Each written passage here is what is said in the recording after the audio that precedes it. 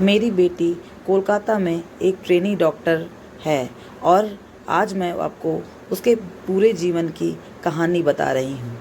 मेरी इकलौती लाडली बेटी है जिसका सपना था कि बड़े होकर वह डॉक्टर बने, अपने माता पिता का नाम रोशन करे और उनके सपनों को पूरा करे।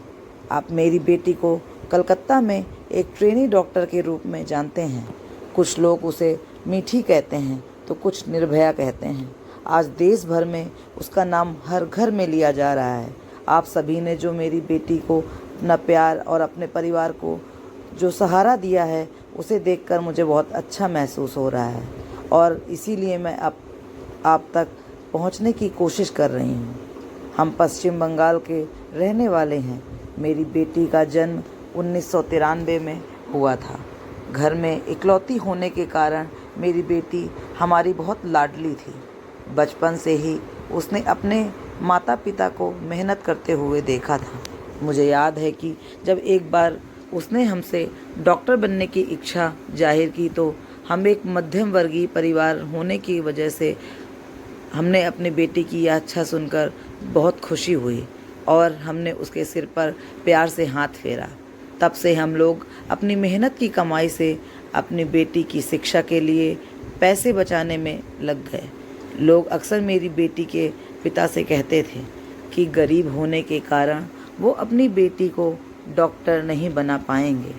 ये बातें मेरी बेटी को बहुत चुभती थीं, लेकिन बेटी ने पूरी मेहनत से पढ़ाई जारी रखी और सभी को गलत साबित कर दिया और आखिरकार उसे अपनी मेहनत से सरकारी कॉलेज में प्रवेश मिल ही गया। उसने दिन रात नीट परीक्षा की तैयारी की थी जिससे कि उसके सरकारी कॉलेज में दाखिला मिल जाए, शिक्षा का खर्च कम हो सके। वह बड़ी डॉक्टर बनकर अपने माता पिता को वो सारी सुविधाएं देना चाहती थी जो अमीर लोगों के घरों में होती हैं। वह उनकी सेवा करना चाहती थी और उनका नाम रोशन करना चाहती थी और उसकी इच्छा पूरी हुई। नीट परीक्षा में उसे बहुत अच्छे अंक मिले और उसी के आधार पर उसे कोलकाता के आरजी कर मेडिकल कॉलेज में MBBS में प्रवेश मिल गया। उसकी सारी मेहनत सफल हो गई और हम लोग भी बहुत खुश हुए। धीरे धीरे उसने अपनी पढ़ाई पूरी की, लेकिन उसे बहुत बड़ा डॉक्टर बनना था, लोगों की बेहतर सेवा करनी थी। इसलिए उसने PhD करने का भी निर्णय लिया और उसने उसी कॉलेज में PhD की पढ़ाई शुरू कर दी। जैसे कि मेडिसिन के क्षेत्र में उसने बहुत अध्ययन किया और उसने अपना पहला साल पूरा किया। मेरी बेटी और हम सब बहुत खुश थे क्योंकि अब उसकी PhD भी पूरी होने के बाद वह एक प्रतिष्ठित डॉक्टर बनने जा रही थी और लोगों की सेवा करने वाली थी। और हम लोगों ने बेटी की शिक्षा के लिए जो कर्ज भी लिया था उसे भी बेटी ही चुकाने वाली थी। वह अपने माता पिता को एक सुखद जीवन देना चाहती थी। उसे पता था कि किन कठिन परिस्थितियों में माता पिता ने जीवन व्यतीत किया है। माता पिता उसके लिए खुद भूखे रहते थे, लेकिन बेटी के लिए कुछ भी होता बनाकर रखते थे ताकि वो भूखी ना सो जाए। बेटी ने भी हमें देखकर पैसे बचाने का तरीका सीखा था। कई चीज़ें उसे पसंद थी, लेकिन उसने उन्हें कभी नहीं मांगा। इसीलिए हमेशा कहती थी कि बेटी हमारी बहुत ही समझदार हो गई है और हम अपनी बेटी को बेटे की तरह मानते थे। पढ़ाई के साथ साथ उसने आरजी कर अस्पताल में ट्रेनी डॉक्टर के रूप में नौकरी भी शुरू कर दी। साल 2024 शुरू हो गया। उसे गणपति और दुर्गा पूजा भी बहुत पसंद थी। अब तो वो डॉक्टर भी बन गई थी, इसलिए उसने हमसे कहा कि इस साल हम गणपति और दुर्गा पूजा धूमधाम से मनाएंगे। अब तो हमारे पास पैसे भी हैं।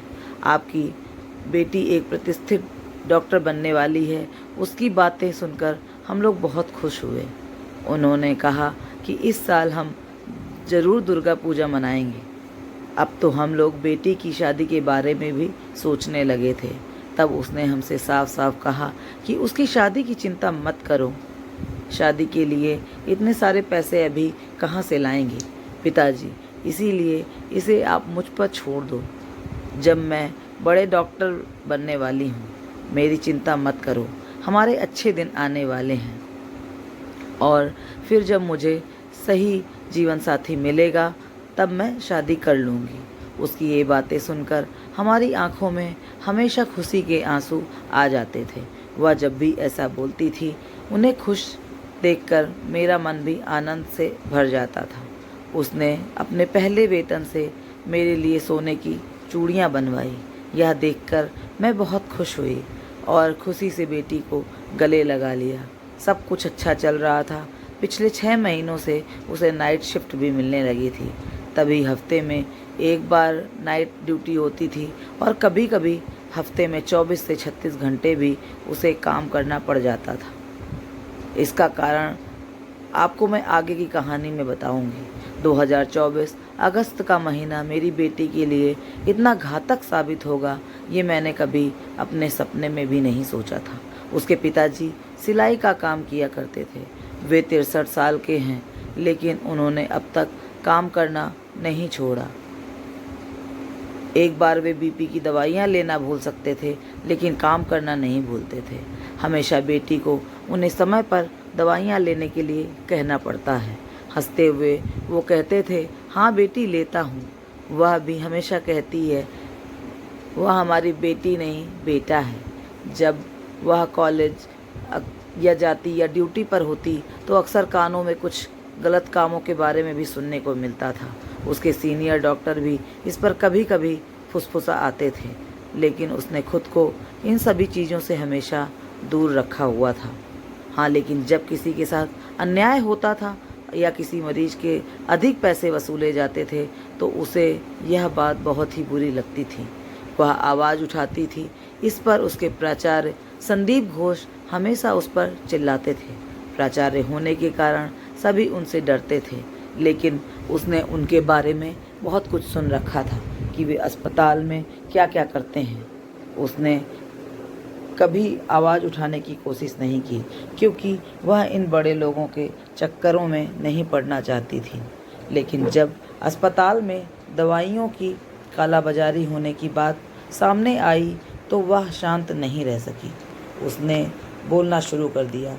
उसकी आवाज़ को कहीं दबाने की कोशिश की जा रही थी। उसे अतिरिक्त काम करवाया जा रहा था।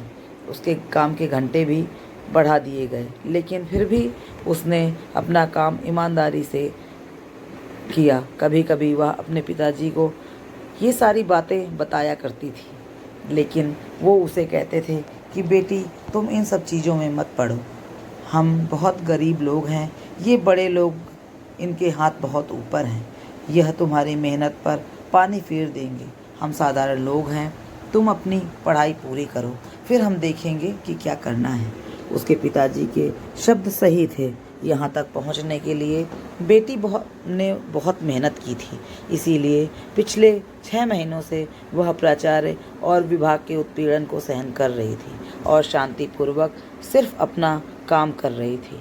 शायद उससे इन लोगों को खतरा महसूस हो रहा था और इसीलिए उसने पहले से ही कुछ योजना बनाना शुरू कर दिया था लेकिन उसे इसका जरा भी अंदाज़ा नहीं था।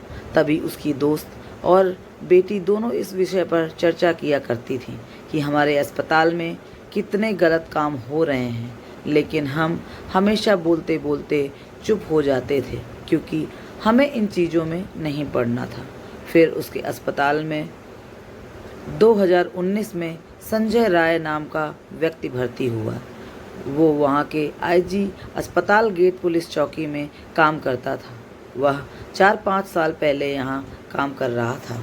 इसीलिए उसे बेटी के यहाँ के हर विभाग के बारे में पूरी जानकारी हुआ करती थी। कई मरीजों को वह बेड दिलवाता था और इसके लिए उसे पैसे भी मिलते थे। लेकिन संजय राय की नज़र बहुत ख़राब थी। अस्पताल में आने वाले हर महिला को गलत नज़रों से देखा करता था और उसके बारे में भी हमें चर्चा होती थी। लेकिन वह प्राचार्य का बहुत ही खास था और उनके लिए हमेशा काम करता था। इसीलिए उसने कभी भी उनकी शिकायत करने का विचार नहीं किया क्योंकि बेवजह विवाद नहीं चाहिए था। लेकिन हाँ, संजय राय की नज़र बहुत ही खतरनाक थी। इसीलिए वो ऐसे आदमी से दूर ही रहती थी। उस दिन भी जब वह घर से काम पर जाने के लिए निकली, उसे जरा भी एहसास नहीं था कि आज उसका आखिरी दिन होगा। जब वह अपने घर से जा रही हो और उसने हमें अपने छोटे से घर को फिर कभी नहीं देख पाएगी। शायद इसीलिए उसने अपनी माँ से कहा, पिताजी को समय पर दवाई दे देना, और यह कहकर वह घर से बाहर निकली। 8 अगस्त को वह पूरे दिन काम कर रही थी, अपने मरीजों की देखभाल कर रही थी। उसके यहाँ सेमिनार हॉल के पास एक कमरे का निर्माण चल रहा था, इसीलिए ऊपर आने जाने का रास्ता नहीं था। वह सब 4-5 अन्य ट्रेनी डॉक्टर के साथ इन्हीं चीज़ों पर चर्चा कर रहे थे। उस समय संजय राय भी वहीं पर था और उसने उसे घूरा, लेकिन उसने उसे नज़रअंदाज कर दिया। कुछ समय बाद वह वहाँ से चला गया और उन सब ने खाना खाया। फिर सभी अपने अपने काम पर लग गए। थोड़ा सा समय था, इसीलिए उसने रात को मुझे फ़ोन किया। जब तक मुझे फ़ोन नहीं करती थी, वह और मैं और उसके पिताजी खाना नहीं खाते थे। बेटी को बताना पड़ता था कि उसने खाना खा लिया है, तभी हम खाना खाते थे। उस दिन भी उसे ज़रा भी अंदाज़ा नहीं था कि यह उसकी माँ से आखिरी बातचीत होगी। मेरे फ़ोन उठाते ही उसने पूछा, पिताजी समय पर दवाइयाँ ले रहे हैं ना? इसका ध्यान रखना, मेरी चिंता मत करो, मैंने खाना खा लिया है। मेरे पिताजी को बीपी की समस्या है, इसीलिए उसे समय पर दवाई दे देना उनके लिए बेहद ज़रूरी था। उनकी दवाइयाँ कभी भी नहीं छूटनी चाहिए, इसका पूरा ध्यान रखने में हमेशा उसे याद रहता था। एक बार पिताजी की दवा रात में ख़त्म हो गई थी। पिताजी ने सोचा कि एक दिन दवा ना खाएं तो क्या ही फ़र्क पड़ेगा, सुबह जाकर दवाइयाँ ले आऊँगा। लेकिन उसने घड़ी में देखा तो रात के 11 बज रहे थे। तभी उसने सबका खाना रोक दिया और कहा, पिताजी की दवा लेकर आने तक कोई खाना नहीं खाएगा। और एक लोगों ने भी रात में उनके दवा लाने का इंतज़ाम कर दिया। लेकिन अब अस्पताल में ज़्यादा काम होने के कारण उसे घर पर ध्यान देने का समय नहीं मिल पा रहा था। इसीलिए मुझको ज़बरदस्ती सब कुछ बताना पड़ता था, याद दिलाना पड़ता था कि पिताजी की देखभाल करो और उन्हें समय से पहले सब कुछ दवाई दो, कुछ भूलें ना। और मुझसे बात करके उसने पूरे फ्लोर पर जाकर मरीजों का चेकअप किया। इसके बाद वो आराम करने के लिए अपने अध्ययन कक्ष में 3री मंजिल पर सेमिनार रूम में पहुंची। लेकिन उसे नहीं पता था कि वहां जाना मना है। उसे तो आज पता चला कि बगल में बिल्डिंग का काम चल रहा है और उसके कारण किसी को भी ऊपर आने नहीं दिया जा रहा है। तो वह चली गई, पर रात के 2-3 बजे तक उसने अपनी पढ़ाई की और फिर सोचा थोड़ा सा सो लेना चाहिए। 36 घंटे की ड्यूटी के कारण बहुत ही थकान महसूस हो रही थी। मरीजों की सेवा में लगे होने के कारण खुद पर ध्यान देने का समय नहीं मिल रहा था। दूसरों को जीवन दान देने वाली वो अपने जीवन की देखभाल के लिए समय नहीं निकाल पा रही थी। इसीलिए किताबें और डायरी बंद करके सेमिनार रूम में वह शांति से लेट गई और इतनी गहरी नींद में सो गई कि सेमिनार हॉल में कौन आ रहा है, कौन जा रहा है, उसको कोई भी ध्यान नहीं था। फिर क्या, सुबह के समय संजय राय शराब पीकर सेमिनार हॉल में आया। सेमिनार हॉल में कोई आया इसका भी उसे पता नहीं चला, क्योंकि वह गहरी नींद में भी सो रही थी। उसके आते ही उसकी नज़र उस पर पड़ी और उसके अंदर का राक्षस शैतान जाग गया। वो उसके पास आया और उसके शरीर को छूने लगा। नींद में होने के कारण उसे ज़्यादा कुछ समझ में नहीं आया, लेकिन जब वो उस पर हाथ फेरने लगा तब वह जाग गई। सामने संजय राय जैसा भ्रष्ट व्यक्ति को देखकर वह बहुत ही डर गई। नींद में होने के कारण खुद को संभालने में उसे समय लगा। उसने खुद को बचाने की बहुत कोशिश की, लेकिन उसने बहुत ज़्यादा शराब पी हुई थी। उसके मुंह से बदबू आ रही थी और उसे समझ में नहीं आ रहा था कि उसकी कोई बात सुनने की हालत में नहीं था। वह उससे मिन्नतें कर रही थी कि उसे छोड़ दे, लेकिन उसे उस पर जरा सा भी तरस नहीं आ रहा था। आखिरकार उसने ज़ोर ज़ोर से चिल्लाना शुरू कर दिया। वह थोड़ा डर गया और जल्दबाजी में उसने उसके मुंह में हाथ रख दिया ताकि उसकी आवाज़ ना निकल पाए। वह मन ही मन प्रार्थना कर रही थी कि कोई उसकी आवाज़ सुन ले, लेकिन कोई भी उस रात उसकी आवाज़ किसी को नहीं सुनाई दी, क्योंकि उस रात ऊपर वाले फ्लोर पर किसी को आने की परमिशन ही नहीं थी। जैसा कि आज पता चला है, इसका मतलब है कि उसके खिलाफ सारा षड्यंत्र पहले से ही रचा गया था। वह उस दरिंदे को अपने से दूर धकेलने की कोशिश करती रही, लेकिन पता नहीं उसमें इतनी ताकत कहाँ से आ गई कि वह जितना भी कोशिश कर रही थी उसे दूर करने की, उससे दूर नहीं हो रहा था। वह खुद को उसे बचा ही नहीं पाई। लड़ते लड़ते वह हार गई और उसने फिर उसे नोचना शुरू किया, उसे मारना शुरू किया। अब वह पूरी तरह से ठंडी पड़ गई। कौन कौन उसका शोषण कर रहा है उसे यह भी समझ में नहीं आया। उसकी चीखें निकल रही थी। वह इतने ज़ोर से चीख रही थी कि उसकी चीखें पूरे हॉस्पिटल में गूंज रही थी, लेकिन ना जाने क्यों उसकी आवाज़ किसी को सुनाई नहीं दी। चिल्लाते चिल्लाते उसका शरीर बिल्कुल ठंडा पड़ गया। फिर भी उसके स्त्री सम्मान और उसके सपनों की हत्या कर दी गई। वो बहुत ही निर्ममता से आखिरकार उसकी जान चली ही गई, लेकिन उसके शरीर पर शोषण के निशान, उसका चश्मा टूट गया, उसकी आंखों में घुसा हुआ था। उसकी आवाज़ दबाने के लिए उसने उसका गला दबाया था। खुद को बचाने की कोशिश में उसके खून से सने हुए उसके नाखून, उसके शरीर पर कई अनगिनत वार, हड्डी टूटने तक फैली हुई उसकी टांगें भी उसकी तोड़ दी। इतना सब कुछ सहने के बाद भी उसने पुरुषों की क्रूरता का मुकाबला किया था, लेकिन काश उन पुरुषों में थोड़ी सी भी संवेदनशीलता होती तो उसकी आखिरी सांस तक जिंदा रहने पर उसके शरीर पर वार करते समय उन्होंने सोचा होता। उसे मारते समय उन्हें खुद भी महसूस हुआ होता, लेकिन वो दरिंदे की तरह मेरी बेटी को बर्बाद करके उस दिन उसके अंदर के अस्तित्व का बलात्कार हुआ और आखिरकार मेरी बेटी डॉक्टर मौमिता ने दुनिया को अलविदा कह दिया। मरते समय उसकी आंखों के सामने उसके माता पिता का चेहरा था। अब उनका क्या होगा, यही सवाल उसके दिल में बार बार आ रहा था। हर दिन दूसरों की जान बचाने वाली मेरी बेटी की जान बचाने के लिए वहाँ कोई नहीं था। मरते वक्त भी उसे यही डर सता रहा था कि मेरे माता पिता इतने बड़े दुख को कैसे सहेंगे। उस शिंदे ने मेरी बेटी का शोषण किया, उसे जिंदा रहते हुए मार डाला, हत्या कर दी गई। फिर उसके शरीर को अधूरा कपड़ा डालकर ऐसे ही छोड़कर चला गया।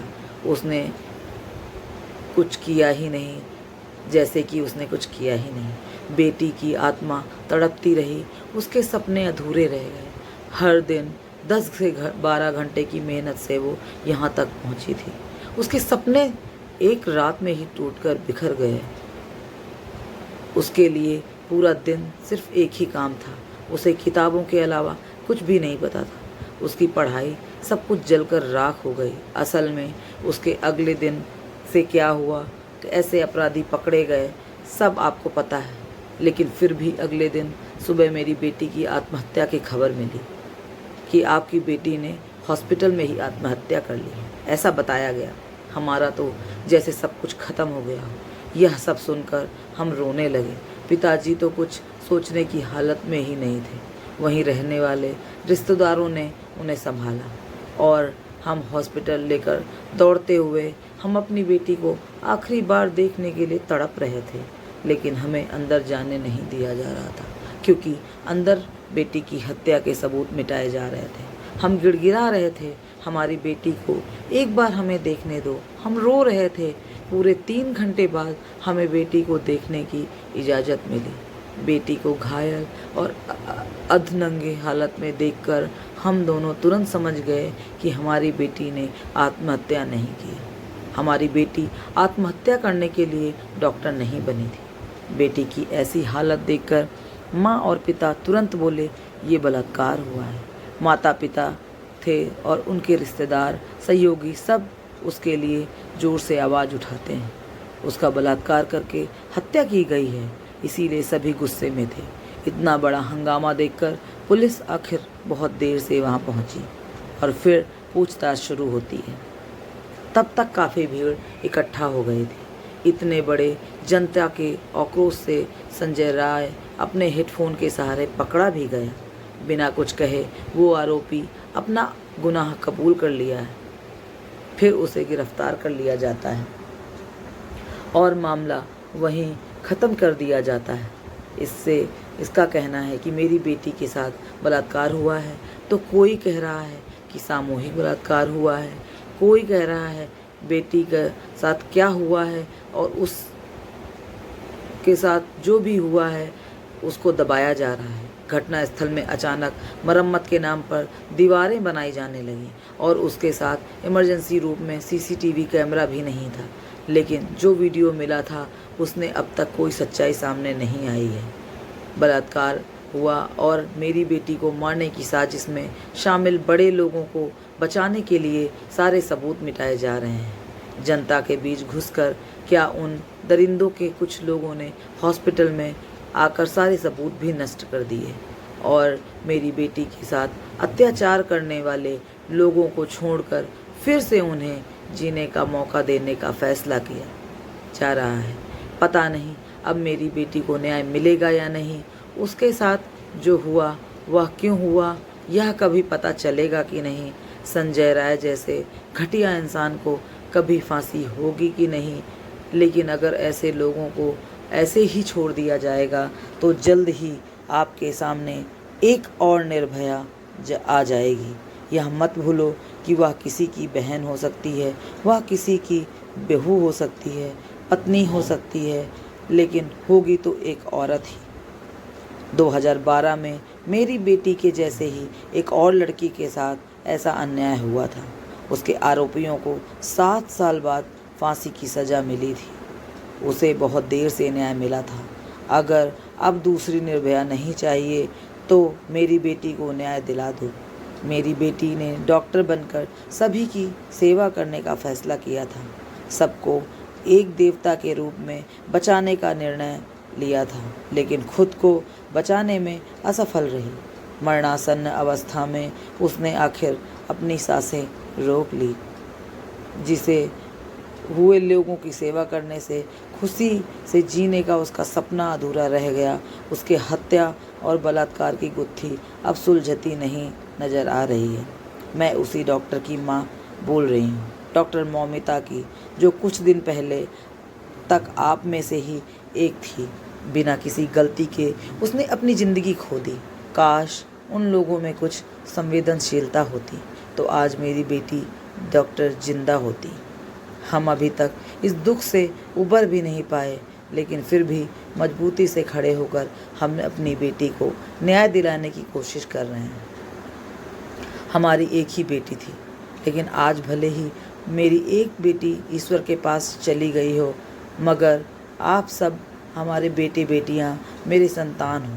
एक बेटी चली गई, लेकिन हजारों बेटे बेटियां मुझे मिल गए। इसलिए कृपया मेरी बेटी को इंसाफ दिलाएं। आज मेरी बेटी मेरे पास नहीं है, इसलिए आप ही मेरे बच्चे बन जाएं। जब ज़रूरत पड़े मेरा साथ दें, मदद करें, मेरी बेटी को न्याय दिलाएं और हमें सुख से जीने का मौका दें। मुझे पता है कि जब तक मेरी बेटी को न्याय नहीं मिलेगा हम शांति से नहीं बैठ पाएंगे, अंदर अंदर मरते रहेंगे। मेरी बेटी के साथ जो हुआ वह किसी और घर की बेटी के साथ ना हो। किसी भी माता पिता से उनकी बेटी दूर ना हो।